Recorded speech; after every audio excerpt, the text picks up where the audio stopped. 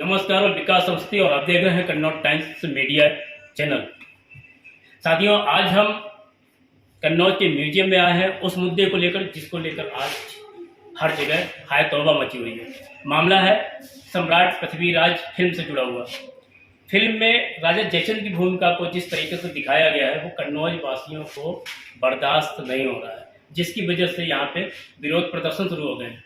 समाज के हर तबके के लोग अलग अलग जगहों पर विरोध कर रहे हैं और न्यायालय तक जाने की उन्होंने मंशा बना रखी है। उनका कहना है कि जब तक राजा जयचंद के जो गलत सीन दिखाए गए हैं उनको नहीं हटाया जाएगा फिल्म में, तब तक वो कन्नौज में तो फिल्म प्रदर्शित नहीं होने देंगे।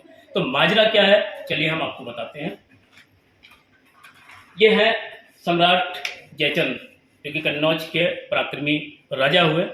इनके और पृथ्वीराज चौहान को लेकर कन्नौज में बवाल मचा हुआ है। फिल्म आई है। फिल्म में दिखाया गया है कि राजा जयचंद एक डरपोक और षड्यंत्रकारी राजा हुआ करते थे।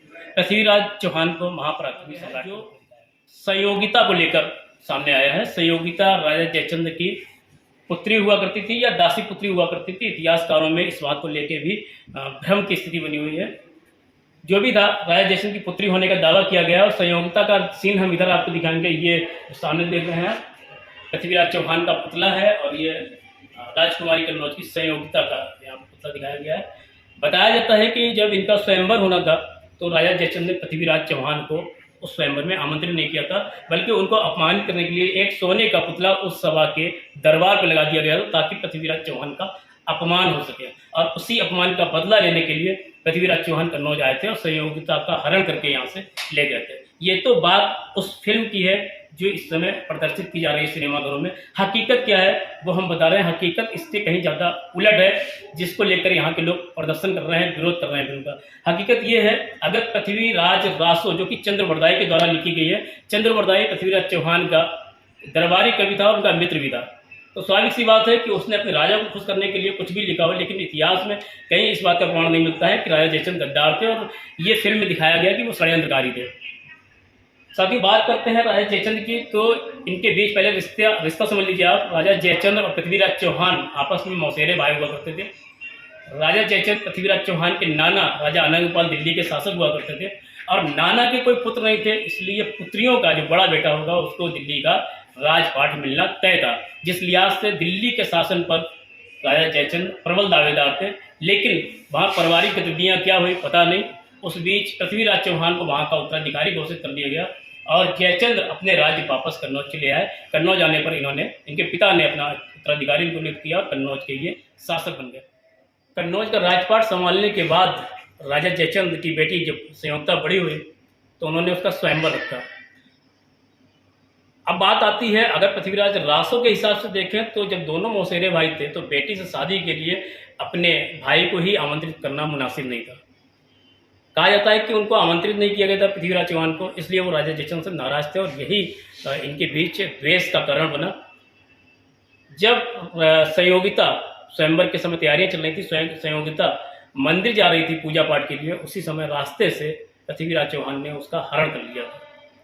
हरण करके जब वो ले जा रहा था दिल्ली, तो ऐसा कहा जाता है, ऐसा हमने इतिहास में भी लिखा है कि जब राजा जयचंद ने अपने सैनिक लगा दिए थे पृथ्वीराज को खोजने के लिए, तो एक जगह पर शिविर में ये ठहरे हुए थे जहाँ जयचंद ने पृथ्वीराज चौहान को घेर लिया था और उनकी गर्दन पर तलवार रख दी थी। लेकिन जब उन्होंने देखा कि बेटी के माथे में सिंदूर है, मतलब शादी हो चुकी थी, तो अपनी बेटी को विधवा नहीं देखना चाहते थे, इसलिए एक जीवन दान पृथ्वीराज चौहान को दे दिया था। ये तो इतिहास में दावा किया गया। अगर फिल्म पर गौर करें तो उसमें दिखाया गया कि मोहम्मद गौरी से हाथ मिलाया था पृथ्वीराज चौहान को मारने के लिए। तो अगर ऐसा था तो फिर वो कहानी, वो इतिहास के दावे कहाँ जाते हैं जब जयचंद ने पृथ्वीराज चौहान की गर्दन पर तलवार रख दी थी। अगर मारना होता तो हत्या उसी वक्त कर देते। फिल्म में दिखाया गया कि मोहम्मद गौरी से जयचंद ने हाथ मिलाया था पृथ्वीराज चौहान पर आक्रमण कराने के लिए। इतिहास के तथ्यों पर अगर बात करें तो बहुत कुछ स्पष्ट स्थिति अभी भी नहीं है, लेकिन फिल्म को इन सब चीज़ों को दरकिनार करके फिल्म बना दी गई। इतिहास में दावा किया गया है कि पृथ्वीराज चौहान का शासनकाल, पृथ्वीराज चौहान का जीवन काल 1192 तक रहा। और कहा जाता है कि जब मोहम्मद गौरी बंदी बनाकर पृथ्वीराज चौहान को गजनी ले गया था तो इन्होंने सदभेदी बाण से मोहम्मद गौरी की हत्या कर दी थी और बाद में चंद्रवरदाई पृथ्वीराज चौहान ने एक दूसरे को कटारी भोंक पे मौत के घाट उतार दिया था। लेकिन अगर इतिहास के ही पन्नों पर गौर किया जाए तो मोहम्मद गौरी का शासनकाल भारत में सन 1202 तक दिखाया गया है। तो ये 10 साल का गैप आखिर कहाँ जाता? अगर फिल्म पर गौर करें तो जब पृथ्वीराज चौहान ने मोहम्मद गौरी को मार दिया था, तो ये इतिहास के पन्नों में जो 10 साल का गैप लिखा हुआ है, ये आप कहाँ लेके जाएंगे? यही सब वो तथ्य हैं जिनको लेके आज विवाद की स्थिति बनी हुई है। अब राजा जयचंद गद्दार थे या नहीं थे, इसकी पुष्टि कराने के लिए हम बात करेंगे संग्रहालय, कन्नौज के राजकीय पुरातत्व संग्रहालय के जो अध्यक्ष हैं दीपक कुमार जी, उनसे बात करेंगे और उनसे जानने का प्रयास करेंगे क्या वास्तव में राजा जयचंद गद्दार थे या कहानी कुछ और है। चलिए चलते हैं। सम्राट पृथ्वीराज मूवी रिलीज होने के बाद कन्नौज के सम्राट जयचंद की भूमिका को लेकर जो बवाल खड़ा हो गया, जो जगह जगह विरोध की स्थिति पैदा हो गई है, क्या है उसके पीछे का रीजन, ये हम अपने वीडियो के माध्यम से आपको बता चुके थे कि राजा जयचंद की भूमिका को गलत तरीके से फिल्म में प्रदर्शित किया गया है।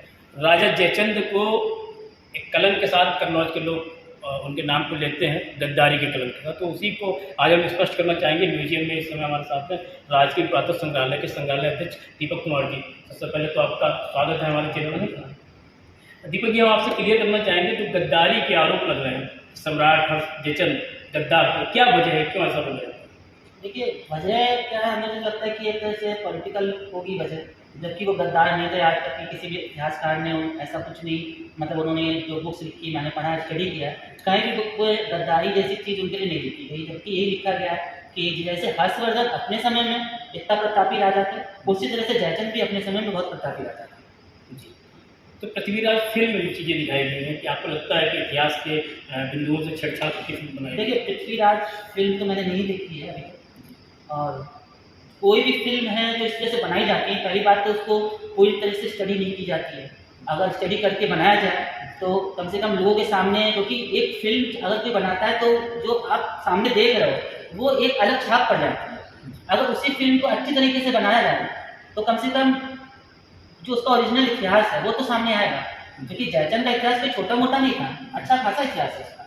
भाई, आपने हर्षवर्धन का देखा, कितना लंबा उस समय उसने यहाँ गुजारा है, और उनका इतिहास अपने आप में बहुत वैभव है। इसलिए जयचंद के समय भी कन्नौज की जो राज था, मतलब राज काफ़ी बड़ा, उसने कई जगह कई राज्यों को, छोटे छोटे राज्यों को कन्नौज में मिलाया था। और मुझे नहीं लगता कि ये चीज़ सही होगी कि गद्दार कहना उसको, क्योंकि गलत चीज़ है जिसके लिए। तो ऐसी बात है, आप म्यूजियम में हैं, यहाँ पे आप तैनात हैं, आपने इतिहास की किताबें पढ़ी होंगी, क्या कहीं इतिहास की किताबों में इस टाइप का प्रमाण नहीं, कहीं जयचंद ने पृथ्वीराज की हत्या कराने के लिए मोहम्मद गौरी से संधि की थी, हाथ मिलाया? नहीं, इसका प्रमाण कहीं नहीं मिलता, कहीं भी नहीं। केवल एक भ्रांति है, ये भ्रांति है। जबकि आपने देखा होगा कि मैंने ऊपर हमारे यहाँ बना है जयचंद और मोहम्मद गौरी का युद्ध, चंदावर जो मैदान का इटारपस, वहाँ पे हुआ था। अगर वो गौरी से अगर मिला भी होता तो गौरी उसको क्यों मारता, जयचंद को क्यों मारता? लेकिन लोग ऐसा कहते हैं कि मुगल आक्रमणकारी से पहले एक राजा को हरा दिया दिल्ली पे पृथ्वीराज चौहान को, उसके बाद जब ये अलग थलग पड़ गए तो जयचंद पर भी हमला कर दिया, ऐसा कुछ? नहीं, ऐसा कुछ नहीं, कहीं कोई जिक्र नहीं है। इसकी जो लड़ाई हुई है मोहम्मद गौरी, वो कौन लोग हैं जो जयचंद को गद्दार बोलते हैं? क्या लगता है आपको, उन्होंने अध्ययन किया होगा इतिहास का या नहीं किया होगा? क्योंकि जब प्रमाण नहीं है इतिहास में, तो गद्दार कहने की वजह क्या होती है? देखिए, उन्होंने अध्ययन किया नहीं। जो लोग जयचंद को गद्दार बोल रहे हैं उन्होंने इतिहास का अध्ययन नहीं किया। क्योंकि मेरे यहाँ भी आप कन्नौज की जनता आती है जी, आप बाहर क्यों जा रहे हैं? हम कन्नौज की ना बात करें, यहाँ पे कई लोग विजिटर्स आते हैं, मूवी कन्नौज की लोकल जो जनता आती है, अब वो भी जयचंद को गद्दार कहते हैं। भाई, जब कन्नौज की जनता खुद उसको गद्दार कह रही है तो बाहर के लोग क्या कहेंगे? आप बताओ। तो ऐसे में जब ये मूवी आई थी जिसमें जयचंद की भूमिका को गलत तरीके से पेश किया गया, प्रस्तुत किया गया है, तो क्या आपको नहीं लगता कि इससे और ज़्यादा लोगों के दिमाग में ये चीज़ आएगी कि जयचंद गद्दार थे? देखिए, अब मैं सबसे पहले तो मैं मूवी देखना चाहता हूँ। अभी तो मैंने मूवी देखी नहीं है, मैं मूवी देखूंगा उसको जरूर, क्योंकि देखना भी जरूरी है उसको, क्योंकि वो कन्नौज से जुड़ा हुआ है। और जैसे यहाँ के लोग आते हैं और बताते हैं, हमसे पूछते हैं कि क्या जयचंद गद्दार था, तो मैं उनसे यही कहता हूँ कि ये बहुत गलत चीज़ है। आप लोग बिना पढ़े इस चीज़ को नहीं कह सकते। आप इतिहास पढ़िए, हम किताबों के नाम बता रहे हैं, आप उन किताबों में देखिए, पढ़िए, और फिर आप निर्णय लीजिए कि क्या वो गद्दार था, क्यों। कोई एक दो किताब। चलिए, तो ये तो रही इतिहास की बात, और ये फिल्म सम्राट पृथ्वीराज की बात कर रहे थे हम, जिसमें राजा जयचंद की भूमिका को गलत दिखाया गया। और इसमें दूर जाने की जरूरत नहीं, उस फिल्म में जिस एक्टर ने, जिस अभिनेता ने, आशुतोष राणा ने राजा जयचंद की भूमिका निभाई है, उसने खुद टीवी चैनल और कुछ प्रिंट मीडिया के पत्रकार साथियों को इंटरव्यू दिया, उसमें कहा है कि राजा जयचंद्र को जिस तरीके से दिखाया गया फिल्म में वो उनके किरदार से अलग हटके है। उन्होंने ये भी कहा लोगों से कि आप कन्नौज जाके देखिए, वहाँ के लोग राजा जयचंद्र के बारे में कितना अच्छा बताते हैं, कितनी अच्छी सोच रखते हैं, और कहीं राजा जयचंद्र की गद्दारी के प्रमाण नहीं, ये सिर्फ और सिर्फ एक भ्रामक स्थितियाँ पैदा की गई हैं लोगों के सामने, सिर्फ और सिर्फ भ्रम है। तो बने रहिए हमारे साथ, ऐसे हम और भी इतिहास के बिंदु आपके सामने लाते रहेंगे और कन्नौज के इतिहास से आपको अवगत कराते रहेंगे। कैमरामैन अंशुदेव के साथ विकास अवस्थी। कन्नौज टाइम्स मीडिया के यूट्यूब चैनल को लाइक, सब्सक्राइब और कमेंट करना मत भूलिए।